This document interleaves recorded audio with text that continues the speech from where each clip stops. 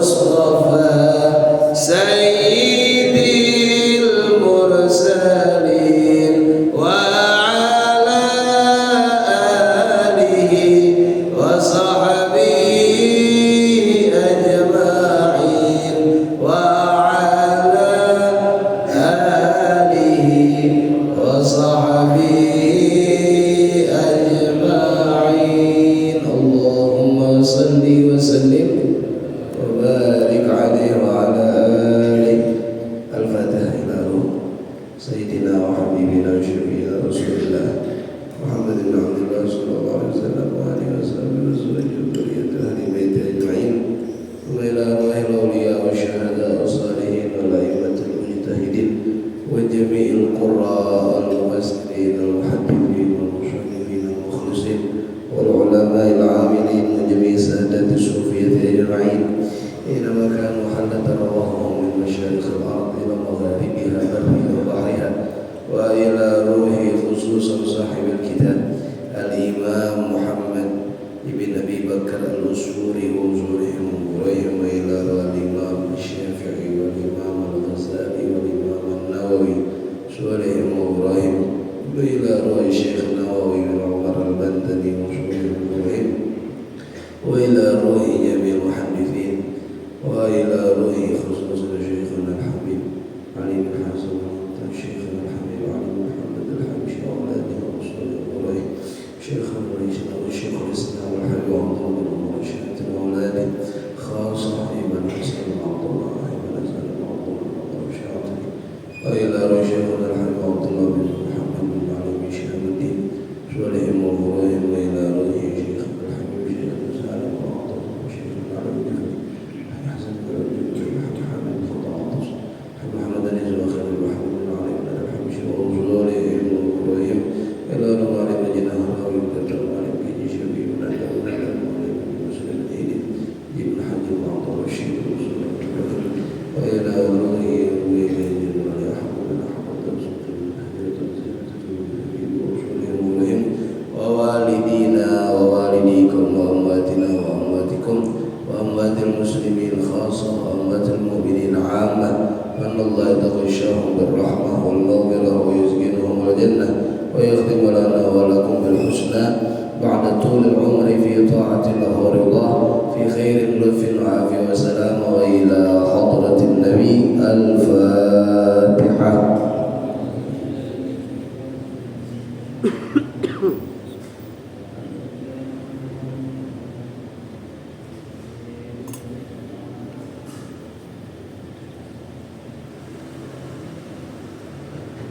عليهم والضالين آمين.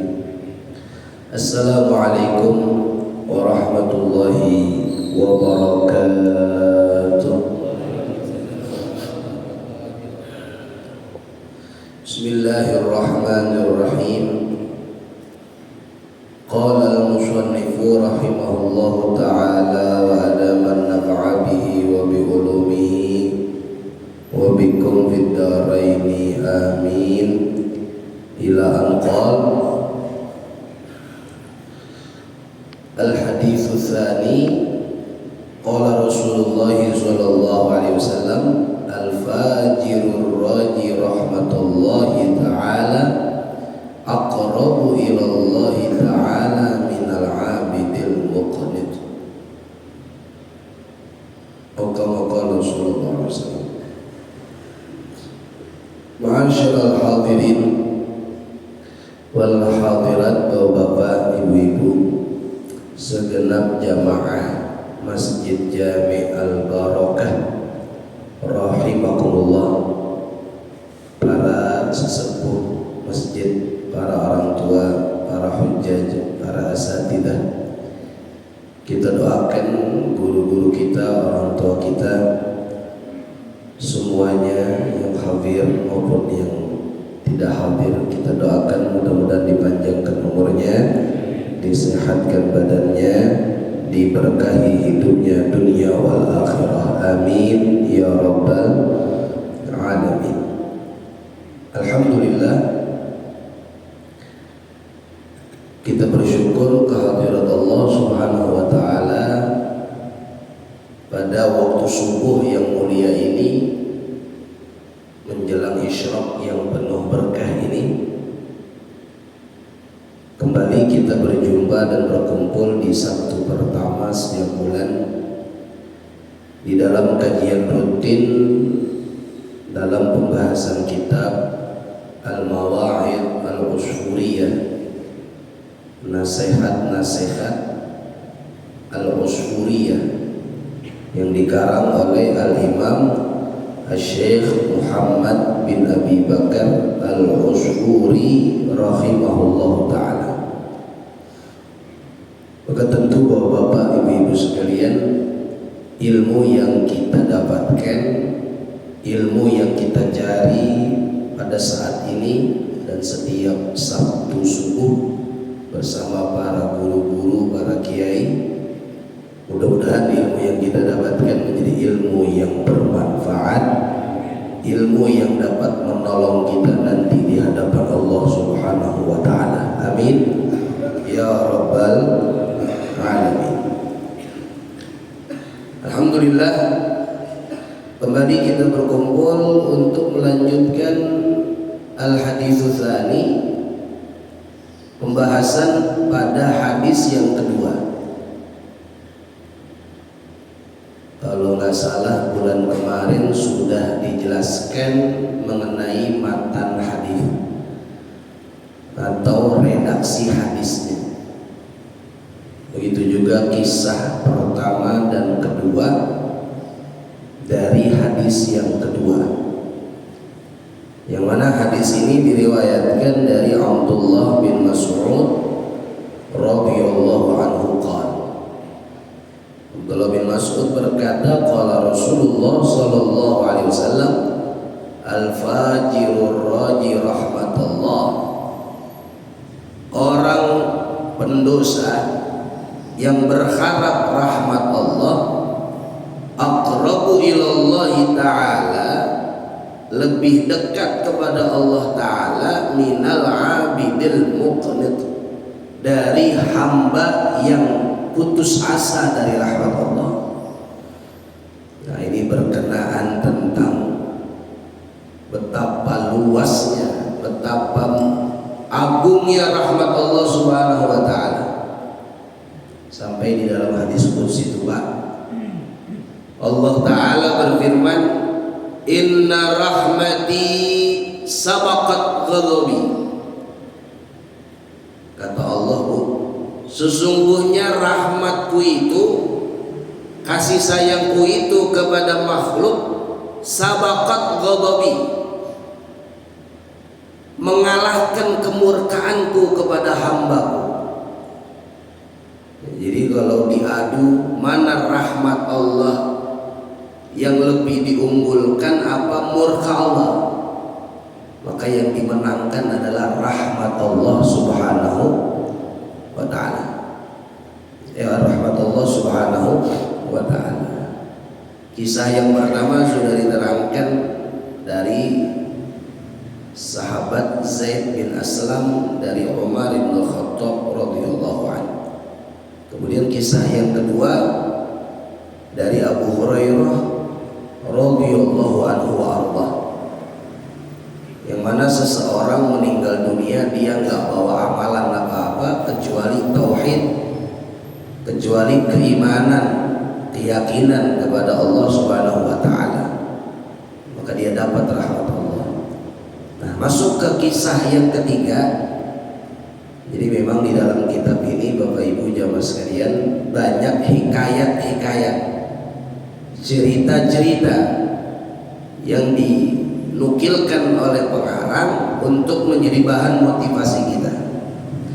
Ya, sebab Allah Ta'ala berfirman, ya, wa kullan naqussu 'alaika min amba'ir rusuli ma nuthabbitu bihi fu'adak. Shadaqallahul 'azim. Dan kami ceritakan sejarah-sejarah manusia-manusia terdahulu dari para nabi dan rasul untuk apa? Linutsabbita bihi fuadak, untuk mengkokohkan hatimu ya Muhammad, untuk menguatkan keimanan dan keislamanmu ya Muhammad.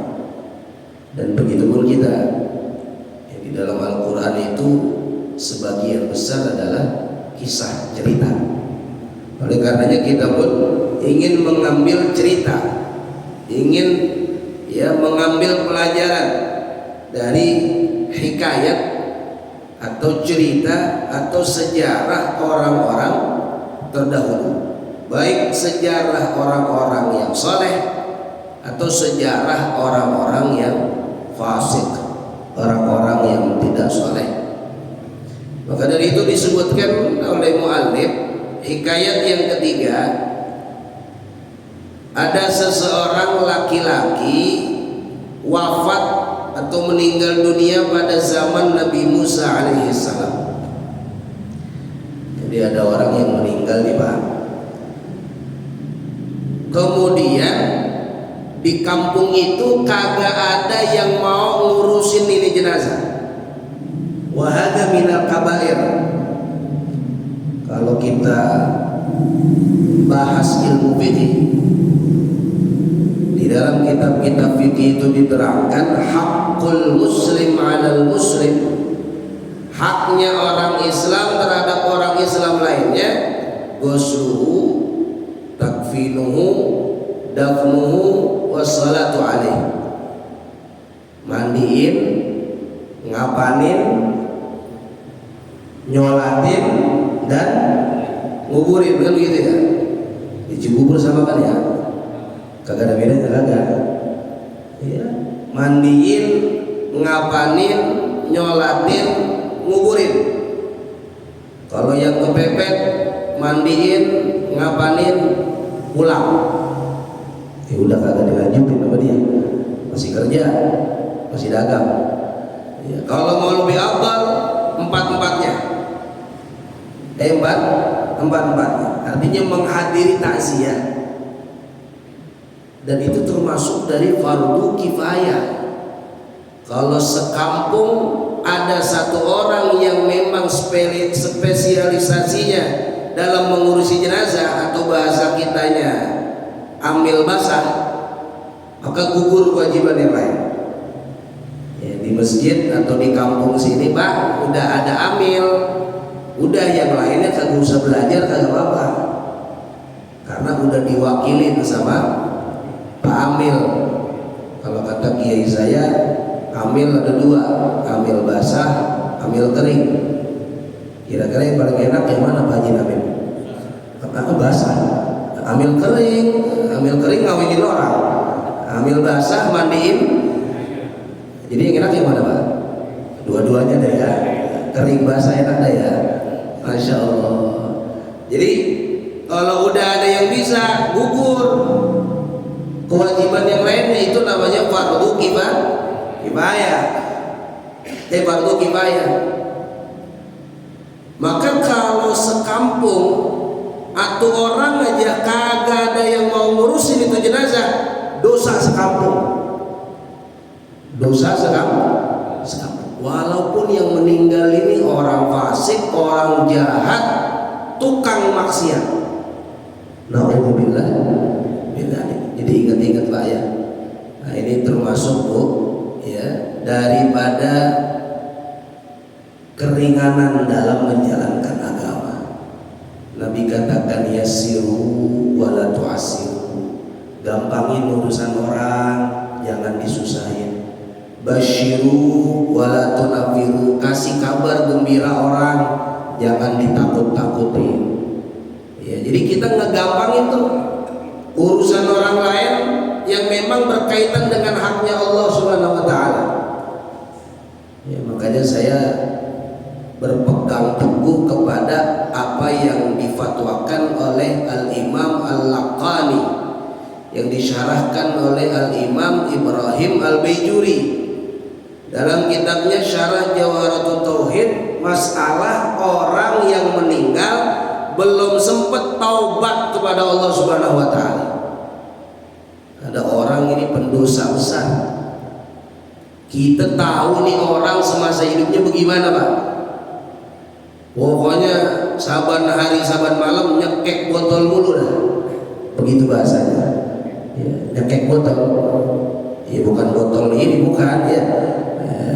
Minuman keras. Lagi lagi orang apa ya Pak, doyan minuman keras, minuman lembek kan banyak ya, cendol, cincau. Nah, ini ngapa jadi minuman keras gitu ya? Saban hari saban malam dia mabok, di judi, di zina, di nyuri, dia korupsi sampai 270 triliun. Kan main itu. Lah iya, tiap hari buat dosa, buat maksiat, meninggal belum sempat tobat. Bagaimana hukumnya? Maka saya pegang nih fatwanya Syekh Ibrahim Al-Baijuri dan Al-Imam Al-Laqani dalam kitab Jawharatut Tauhid. Wa man yamut wa lam yatub min dzambihi fa amruhu mufawwadun li rabbih. Siapa orang meninggal dunia belum tobat, belum insaf, kagak sempat minta ampun, fa amruhu mufawwadun li rabbih. Udah kita serahin aja urusannya kepada Allah Subhanahu wa taala. Ini bainahu wa bainallah, udah urusan dia sama urusan Allah udah. Kita mah jangan ikut-ikutan, jangan menghakimi, jangan menjustifikasi, jangan mengklaim kita sebagai hakim. Nah ini bahaya. Orang kan tergantung penutupnya. Innamal a'malu bi khawatimiha. Sesungguhnya amal manusia itu ada di penghujungnya. Ibarat kata orang lari maraton, bukan pas startnya tapi pas finishnya. Belum lama tuh, minggu lalu, Masya Allah kita dapat kabar duka, tapi kabarnya itu menjadi ibrah yang membuat kita itu semangat, yang membuat kita itu bergembira. Bergembira bukan karena kabarnya, tapi karena keadaannya. Di seberang tuh di Kalisari lagi acara maulid ya, terus ada kiai ingin ceramah ya, mungkin bapak-bapak sebagian ada yang kenal ya, almarhum Kiai Haji Sarmin ya kalau nggak salah tuh, itu ramai di grup-grup WhatsApp tuh. Nah, karena beliau nunggu di depan rumah panitia atau rumah Saibul Bed ya, sambil nunggu ngobrol-ngobrol dengan yang lain.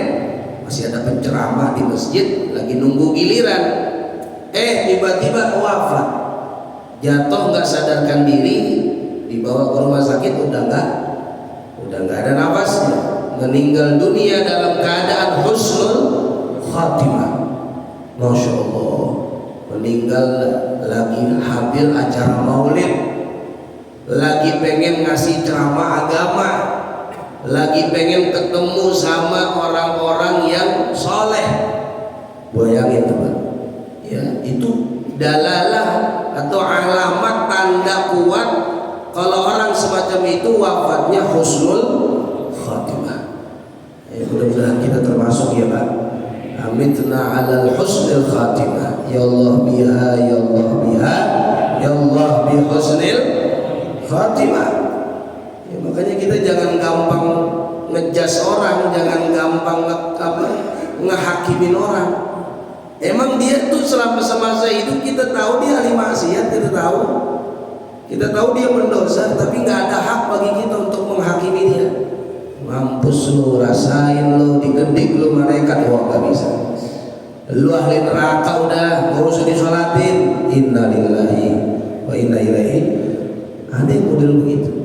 Apalagi cuma gara-gara beda pilihan, besok pilih siapa, wah lu ntar mau gua gak tahlilin lu beda pilihan sama gua. Geblok itu namanya Pak ya. Ada itu yang begitu.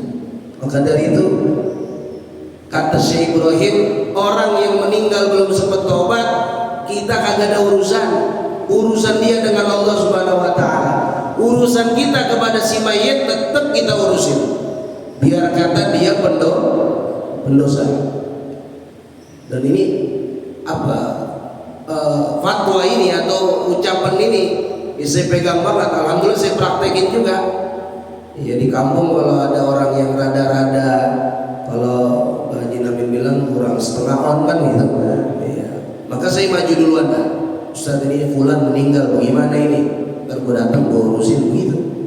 Jadi kita pakai banget tuh, tetap kita urusin jenazahnya, tetap kita mandiin kan begitu. Jangan sampai gara-gara perbuatannya membuat kita nggak mau mengurusi jenazahnya. Ya, karena urusan dia dengan Allah, urusan kita dengan si mayit ini. Ya, karena tadi ya minal kabair. Walaupun kata Imam An-Nawawi dalam Al-Adhkar boleh kita ambil pelajaran, nggak apa-apa kalau ada orang wafat dalam keadaan su'ul khatimah, kita ambil ibrah buat siapa? Buat keluarga, buat anak-anak kita. Ya, kita bilang, tuh, Tom, makanya jangan kayak si Anu loh, ke masjidnya udah pasti gotong keranda doang. Nah, itu kan boleh begitu. Ya, ke masjidnya udah digotong keranda doang, jangan kayak si Anu loh, kan gitu. Itu boleh. Tapi kalau untuk menghakimi, nah ini nggak ada hak bagi kita. Ya, nah ini adalah tentang kisahnya Nabi Musa. Orang sekampung kagak ada yang mau ngurusin itu jenazah. Lifistihi, karena pasiknya ini orang. Kemudian naudzubillah, diambil itu mayat tuh Pak, ditaruh di pinggir jalan di sebelah tong sampah. Jadi jenazahnya dilempar aja gitu, persis kayak kucing kelindes gitu, atau kayak tikus gitu, digeserin aja. Nggak ada yang mau nolongin, nggak ada yang mau ngurusin. Maka Allah Ta'ala berfirman kepada Nabi Musa alaihissalam, hei Musa, telah meninggal seseorang di kampungmu, Fulan bin Fulan, sama orang kampungnya ditaruh di pinggir tong sampah, di pinggir jalan. Dan itu adalah kekasih dari kekasihku. Masya Allah. Allah Ta'ala bilang sama Nabi Musa, itu yang meninggal, yang kata orang sekampungnya orang fasik, orang pendosa, orang ahli maksiat, itu wali saya kata Allah. Itu kekasih dari kekasih saya kata Allah Subhanahu wa Ta'ala. Kemudian mereka nggak mau ngurusin, nggak mau mandiin, nggak mau ngapain, apalagi nguburin. Fadhhab anta faghsilhu wa kaffinhu wa shalli alaihi wa dafnuhu. Maka berangkat buru-buru Musa, samperin itu jenazah, mandiin, kapanin, nyolatin, sama nguburin, sama nguburin. Kalau mayatnya laki, yang imam makmum di takbir yang ketiga, bukan di rakaat ketiga, bukan. Ya, sholat jenazah 4 takbir, bukan 4 rakaat. Ya Pak ya, jangan sampai kayak cerita santri baru pulang mondok, kebetulan Pak Amin lagi sakit, Kiai lagi meriang, ada yang meninggal, dia disuruh nyolatin. Calon ustadz maju-maju jadi imam jenazah. Akhirnya dia saking grogi 4 rakaat dia sholat jenazah, tadinya 4 takbir jadi 4 rakaat. Pas sudah 2 rakaat dia baru ingat, astagfirullahaladzim, bego amat ya. Sholat jenazah kan 4 takbir, bukan 4 rakaat. Kepala tangguh 4 rakaat dia bablasin.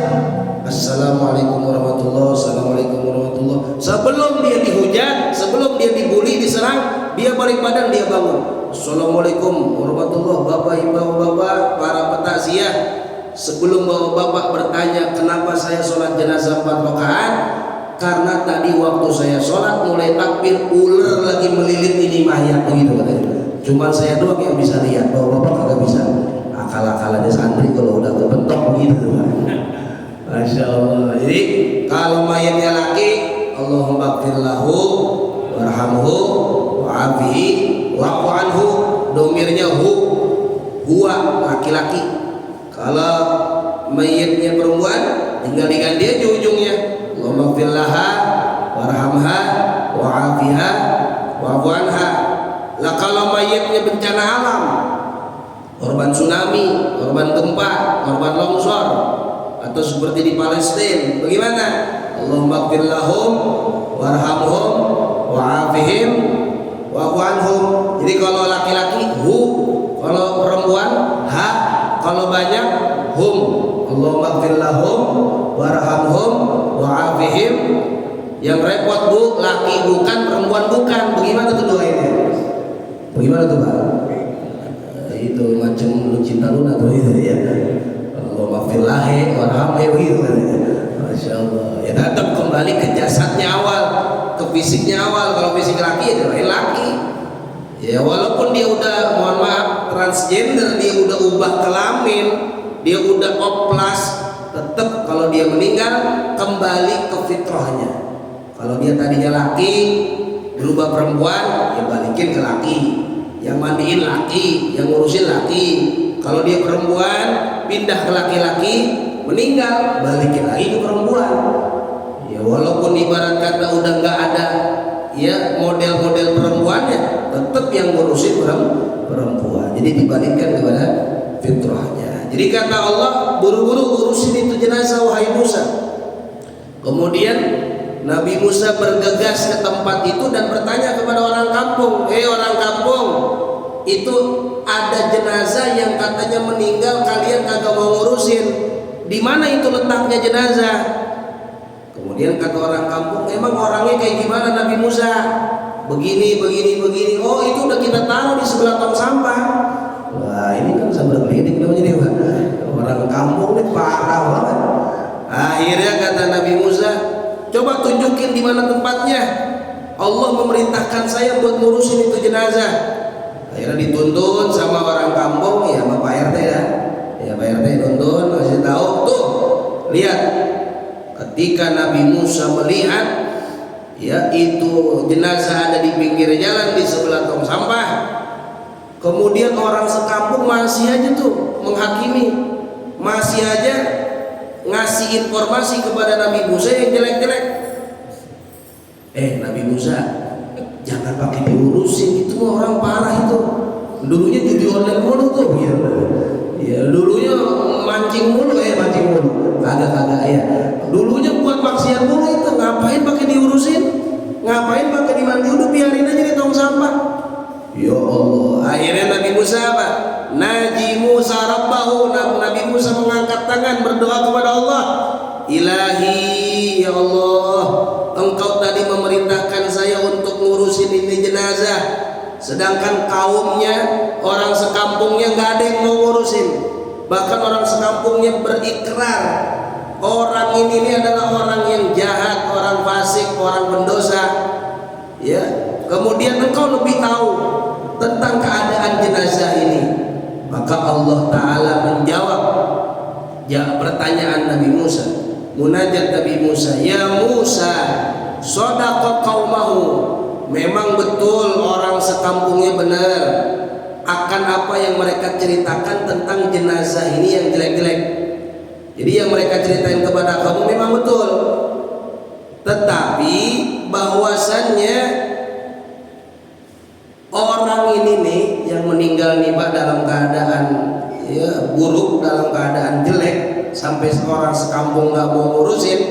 Sebelum meninggal dunia beberapa saat, beberapa jam, ini orang mohon doa kepada saya. Nah ini nih yang saya bilang, kenapa kita nggak boleh menghakimin orang? Boleh jadi sekarang dia jelek, dia buruk, dia berbuat dosa, entar di akhirnya berubah menjadi baik. Dan nggak ngejamin sekarang dia baik, ahli ibadah, banyak pahala, di akhir justru berbalik keadaannya. Na'udzubillah, subhanallah. Maka kita kan selalu diajarin doa tuh Pak, ya Bu ya, sama kiai, sama guru-guru kita doa di akhir tahiyat sebelum salam. Ya muqallibal qulub, tsabbit qalbi ala dinik wa ala ta'atik. Wahai yang membolak-balikan hati, kuatkanlah, mantapkanlah hati saya dalam agamamu, dalam ketaatan kepadamu.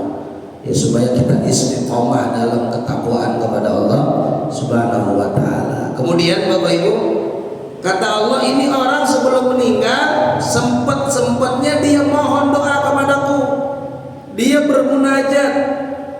Dia minta syafaat dengan tiga perkara. Dengan tiga perkara. Andaikan nih, ini poinnya nih Pak.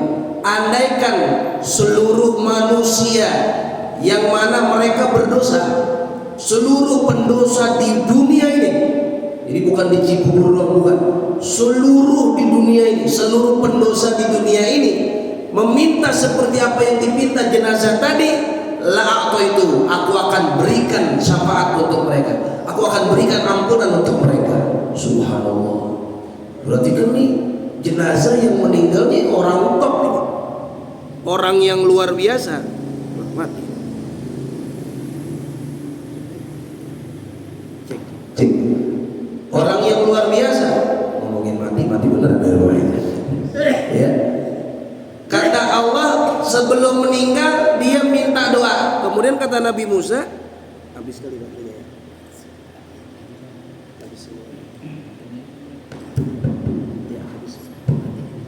Kemudian kata Nabi Musa alaihissalam, ya Rabb, wa ma thalatha. Kalau begitu apa tuh 3 doa yang dia minta ya Allah? 3 perkara yang dia minta ya Allah. Kemudian Allah Ta'ala menjawab, ya Musa, orang tersebut tuh yang meninggal, orang sekampung yang gak mau ngurusin, pertama dia berkata, ya Rabb, ya Allah, anta ta'lamu minni, engkau lebih tahu dari keadaanku, engkau lebih tahu dengan keadaanku, bahwasanya aku semasa hidup banyak maksiat, banyak dosa, banyak lintasan hati yang kotor, penyakit hati yang jelek, ya. Akan tetapi aku bermaksiat itu, tetapi dalam hatiku tuh nggak enak. Nah ini penting nih Pak. Yang pertama nih, dalam hatiku tuh nggak tenang. Jadi aku bermaksiat, berbuat dosa, tapi hatiku tuh nggak terima. Itu disebut dengan al-qalb, al-qulub, hati yang paling dalam. Ya kayak kita nggak ada bedanya. Ya, saya, bapak, ibu semuanya, kita adalah orang yang gak terlepas dari salah dan dosa. Ketika kita buat benar, hati kita nerima, hati kita legowo, hati kita senang. Tapi kalau kita buat salah, kita buat dosa, kita buat maksiat, hati kita kagak nerima Pak. Ya boleh tanya penjahat-penjahat kelas kakap, sejahat-jahatnya orang, pembunuh, ya pencuri, pembegal, kalau udah di penjara ditanya lu seneng apa kagak, jarang yang jawab seneng. Gue seneng, kagak ada yang begitu. Pasti dia kecewa, pasti dia nyesel. Itu udah fitrah dari Allah. Sejahat-jahatnya orang, setelah berbuat jahat dia akan bilang dalam hatinya, saya menyesal. Maka ini orang bilang setiap saya buat dosa saya nyesel ya Allah, kagak kepengen ya Allah, cuman saya kalah sama hawa nafsu, kalah sama setan. Ya maka ya kata Allah bahwasanya karena ucapanmu inilah aku ampuni dosamu. Jadi dia buat maksiat, cuman hatinya kagak nerima. Ya kita praktekin dah. Kalau kita lagi salah, tetap hati kita jangan terima. Kalau kita lagi buat dosa yang orang lain kagak tahu, tetap hati kita tahu. Ya, tetap hati kita nyesel, senyesel-nyeselnya. Makanya syarat taubat dari perbuatan dosa adalah an-nadamah, yaitu merasa menyesal akan perbuatan dosa tersebut. Akan perbuatan dosa tersebut. Ya maka kata nih orang, engkau lebih tahu keadaanku ya Allah, faghfirli, ampuni dosaku. Maka diampuni sama Allah. Yang kedua dia bilang kepada Allah, ya Allah ya Rabb, engkau lebih mengetahui keadaanku ketika aku berbuat maksiat dan aku itu dalam keadaan fasik, dalam keadaan orang yang lebih banyak dosa ketimbang pahala. Itu namanya fasik. Nanti fasik itu Pak dalam kitab fikih banyak maknanya. Yang paling gampang orang fasik, kalau orang kita bilang orang fasik itu adalah orang yang banyak dosanya dari pahalanya. Ya, orang fasik, atau kalau bahasa kita fasik, yang penting jangan dipakai kasro jadi fesek, jangan ya. Bukan fesek, bukan ya. Ntar yang fesek ngambek lagi. Nah, jadi Bapak Ibu jamaah sekalian, yang kedua, sebetulnya saya berbuat dosa, hati saya nggak nerima. Yang kedua, saya tetap mencintai orang-orang soleh, perbuatan mereka, ibadah mereka, sifat mulia mereka, saya tetap cintai mereka, saya tetap senang sama mereka. Dan saya berharap saya bisa kumpul dengan mereka. Masya Allah. Yang kedua, gara-gara dia ngomong, dia bilang, Pak, saya emang buat dosa ya Allah, saya emang buat maksiat ya Rab, tapi saya masih cinta sama orang-orang soleh. Faghfirli, ampunin dosa saya. Faghfarolah, diampunin dosanya sama Allah. Nah ini yang kedua, nasihat dari orang tadi itu sebelum meninggal. Seburuk apapun perbuatan kita, jangan pernah benci dengan orang-orang soleh. Apalagi kita punya guru yang luar biasa, namanya juga soleh, ya, Ustaz Soleh, ya, Masya Allah. Jadi Bapak Ibu jemaah sekalian, ingat kata Imam Syafi'i, uhibbus salihin walastu minhum la'alli an anala bihim syafa'ah. Kata Imam Syafi'i ini, Pak, saya cinta sama orang soleh walaupun saya ini bukan orang soleh. Tuh tawadunya Imam Syafi'i itu. Kalau ulama dulu benar-benar tawadu, pakai ain, tawadu. Kalau sekarang ulama sekarang pakai alif, pakai hamzah, tawadu. Kalau dulu tawadu, rendah hati. Kalau sekarang tawadu, tahu warna duit, tahu warna duit. Asal diundang ceramah, berapa tarifnya? Nah, tawadu tuh. Ya mudah-mudahan saya dan guru-guru di sini gak termasuk ulama-ulama tawadu, tapi yang benar tawadu. Imam Syafi'i 7 tahun hafal Quran, 9 tahun hafal 1500 hadis. Dia bilang dirinya bukan orang soleh. Bagaimana jamaah al-barokah kan itu? Imam Syafi'i aja yang hafal Quran 7 tahun, 9 tahun hafal hadis muwatta, gurunya 1500 hadis. 15 tahun udah jadi qadhi, udah jadi hakim agama. Dia bilang walastu minhum, saya ini bukan orang soleh, tapi saya cinta kepada orang-orang soleh. Makanya saya senang kumpul setiap Sabtu pagi nih Pak, udah 3 bulan berjalan. Alhamdulillah kumpul bersama orang-orang soleh. Alhamdulillah. Ya kurang enak apa ya Pak, ngaji subuh, Masya Allah, ada minuman, ada makanan. Itu adalah kenikmatan yang Allah berikan. Sebagaimana janji Allah, wallahu yatawallas salihin. Maka ini jadi prinsip juga, wallahu yatawallas salihin. Ada jaminan khusus dari Allah, jaminan umum. Tidak ada makhluk yang ada di bumi ini kecuali Allah kasih rezeki. Semuanya, mau dia beriman mau kagak, mau dia ibadah mau kagak, mau dia orang bener kagak, dapat rezeki dari Allah. Kagak ada yang kagak dapat. Ya makanya kalau bahasa anak-anak milenial, ya bocah-bocah sekarang nih Pak, lu ngapa kerjaan lu begini, kerjaan lu rasa-rasanya ini ada haramnya nih, ya ada nipunya nih, ada bohongnya nih. Dia jawab apa? Ustaz, saya bagaimana mau nyari yang halal, yang haram aja susah. Kan begitu tuh Pak bocah tuh. Lah bocah sekarang lagunya begitu tuh, karena korban sinetron, ya karena korban ya kapitalis. Dibilang yang haram aja susah, apalagi yang ini. Kira-kira benar apa kagak nih Pak ini? Ucapan begini benar apa kagak? Salah ini. Itu ucapan orang yang kagak beriman. Kalau orang beriman dia katakan yang halal aja mudah, ngapain ya? Itu yang benar begitu.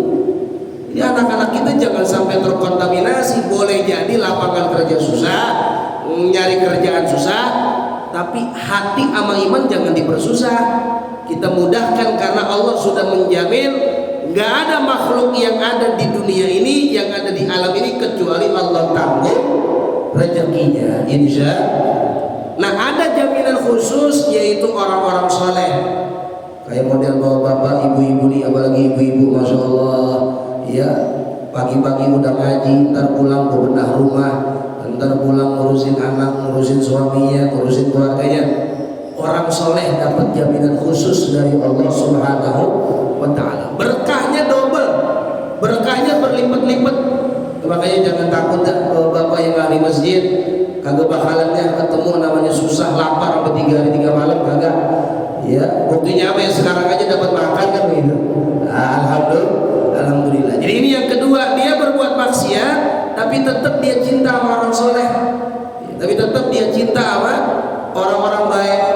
Ya, kemudian yang ketiga, ya Allah ya Rabb, Engkau lebih tahu keadaanku. Aku berbuat maksiat tetapi aku lebih cinta, aku nggak terima hatiku dan aku lebih mencintai orang-orang soleh. Dan yang ketiga, andaikan ada orang soleh sama orang toleh, lawannya soleh toleh. Mudah-mudahan nggak ada bang toleh, nggak ada ya, ya. Mudah-mudahan nggak ada ya. Di kampung saya di Parsi Gunung ada toleh. Pas saya bilang gitu marah dia. Kurang baik tak gua ngaji ini kata dia begitu. Agak ini lawan kata soleh toleh pakai tok. Andaikan ada dua orang, yang pertama orang baik, yang kedua orang kagak baik. Yang ini ahli ibadah, yang ini kagak ahli ibadah. Kagak ahli ibadah, ahli maksiat. Dia datang dua-duanya, dia pengen minta hajat sama saya. Dia pengen minta tolong. Ini orang soleh minta tolong. Ini orang kagak soleh minta tolong. Maka yang saya dahulukan adalah menolong orang soleh daripada orang yang kagak soleh. Tuh. Yang ketiga tuh Pak, dia ngomong sama Allah, dia munajat sama Allah, saya akan mendahulukan hajatnya orang soleh. Maka kalau datang orang soleh ke rumah kita, jangan pakai mikir panjang dah, keluarin aja yang ada. Pokoknya ada makanan, keluarin, ada minuman, keluarin, ada rokok, kopi, keluarin. Jangan disisain buat kita, jangan. Ya, cuma pas dia pulang, dia nyesel banyak lagi. Nah, jangan kayak Imam Syafi'i waktu bertamu. Imam Syafi'i pernah bertamu Pak ke muridnya. Kemudian kata ajudannya, imam, guru, jangan sampai lama-lama ada bertamunya, sehari aja pulang. Kata Imam Syafi'i, enggak, kita bermalam 3 hari, kita nginep 3 hari. Amat muridnya nih yang Masya Allah disiapin tuh Pak, apa aja keperluan Imam Syafi'i, sehari, 2 hari, sampai 3 hari. Cuman tiap malam Imam Syafi'i ngomong sama ajudannya yang ikut, sama sopirnya. Kata Imam Syafi'i, Tom, rasa-rasanya hati gua kagak enak ini, firasat gua kagak bener ini. Mudah-mudahan cuma suudzon aja. Iya imam, iya guru, mudah-mudahan suudzon ya. Mudah-mudahan prasangka jelek. Keluar 3 hari 3 malam nginep di rumah muridnya. Pas pengen pulang, saya pamit ya. Ada bon 3 hari 3 malam. Wah, kata muridnya, imam nih 3 hari makan sekian, minum sekian, nginep sekian. Innalillahi wa inna ilaihi. Ternyata firasat Imam Syafi'i benar. Ya kita jangan lebih begitu ya. Dan tadi hitung semuanya lagi ya. Nah, jadi kalau ada orang saleh datang, kita betul-betul sambut, kita betul-betul jamu. Karena orang soleh ini akan membawakan keberkahan kepada kita. Ya makanya kalau orang tua dulu ya Pak, abah, engkong, nenek, emak, itu kalau udah datang kiai ke rumah kita, Masya Allah, apa aja yang diminta dikasih. Orang dulu ya, sekarang mah kiai sebungkus juga repot juga kayaknya. Jadi jangan sekalian, maka bukan di sini, bukan, anak tahu jauh ya. Orang dulu mah begitu disamperin kiai, apalagi habaib, wah luar biasa dah disambutnya, luar biasa dijamunya. Maka kita jangan kalah sama orang dulu, ya kita terusin amalan orang-orang dulu, ya kita semaksimal mungkin kita jamu tamu, khususnya orang-orang soleh. Ada kiai, ada ustaz, ada habaib, ada ahli ibadah dah yang suka ke masjid, dia mau mampir ke rumah kita, itu akan membawakan keberkahan di rumah kita. Amin ya rabbal alamin. Maka karena ketiga ucapan ini, ketiga munajat ini, Allah ampunin dosanya, Allah jadikan daripada kekasihnya. Maka kata Nabi Musa, hei orang sekampung, lihatlah jawaban Allah Subhanahu wa taala. Jangan menghakimi orang dari luarnya, jangan menghakimi orang semasa awalnya, tapi lihatlah bagaimana endingnya, bagaimana akhirnya. Dia termasuk orang soleh, dia termasuk aulia Allah, karena dia punya hati yang tulus, dia punya hati yang suci, yang bersih. Alhamdulillahirabbil alamin. Maka dari itu Nabi Musa mengurusi jenazahnya sampai selesai, dan orang sekampung yang tadinya nggak mau ikut ngurusin, akhirnya mau ngurusin jenazah tersebut dan mau mensolatkan sampai menguburkannya. Inilah hikayat yang ketiga. Dari hadis yang kedua, Allah lebih mencintai hambanya yang selalu berharap kepadanya daripada hamba yang putus asa kepadanya. Mudah-mudahan kita termasuk hamba-hamba Allah yang berharap kepada Allah, mendapatkan rahmat Allah dan mendapatkan daripada barakah ridhonya Allah Subhanahu wa taala. Amin ya rabbal alamin. untuk yang sakit, bapak-bapak, ibu-ibu yang sedang sakit, jamaah al-barakah yang sedang sakit, baik yang hadir maupun yang tidak hadir, mudah-mudahan Allah berikan kesembuhan, Allah berikan sehat walafiat. Kita semua diberikan panjang umur, sehat walafiat. Yang rezekinya sempit mudah-mudahan Allah luaskan, yang sedang ditimpa kesulitan mudah-mudahan Allah mudahkan, anak-anaknya dijadikan anak-anak yang saleh dan salehah, dan kita semua dapatkan berkah di dunia wal akhirah. Al-Fatihah.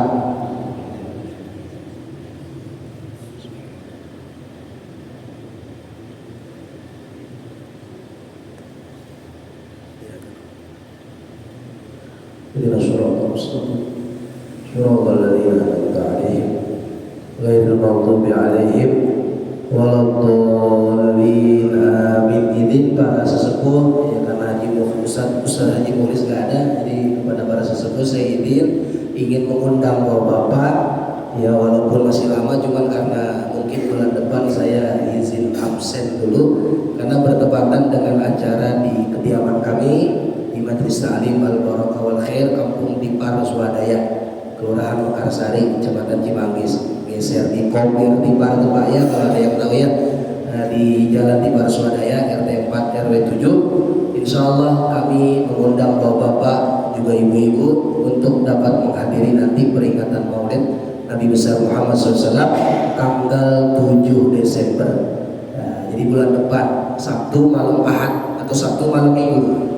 Kayaknya lagi ngurusin tenda itu kayaknya ya, jadi nggak bisa hadir kemarin nih Pak ya. Mohon izin kepada para sesepuh, para pengurus dan para jamaah sekalian, sekaligus saya mengundang ya, karena alhamdulillah saya hadir maulid ke tempat ini bisa silaturahmi, harapannya bahwa Bapak juga ya sebagian atau yang hadir bisa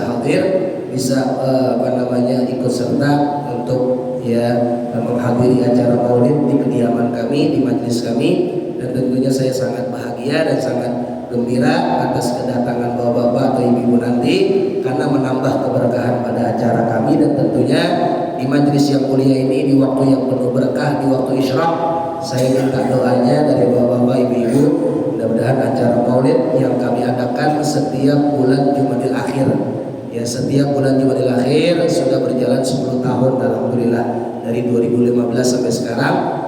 Maka saya mohon doa dari bapak-bapak, ibu-ibu, mudah-mudahan Allah berikan kemudahan, Allah berikan kelancaran dan keberkahan, semata-mata karena ingin membahagiakan Nabi Muhammad sallallahu alaihi wasallam. Al-Fatihah.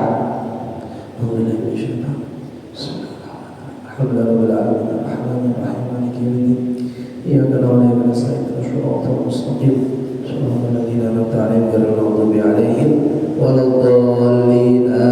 Allahumma hdina bihudak waj'alna mimman yusari'u biridha wa la tuwallina waliyan siwak wa la taj'alna mimman khalafa amraka wa 'ashaq. Hasbunallah wa ni'mal wakil, ni'mal mawla, ni'mal nasir, wa la hawla wa la quwwata illa billahil 'aliyyil 'azim.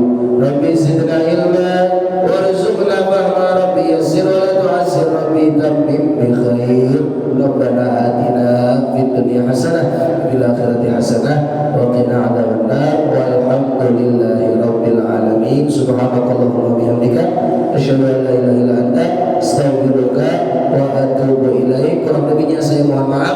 Assalamualaikum warahmatullahi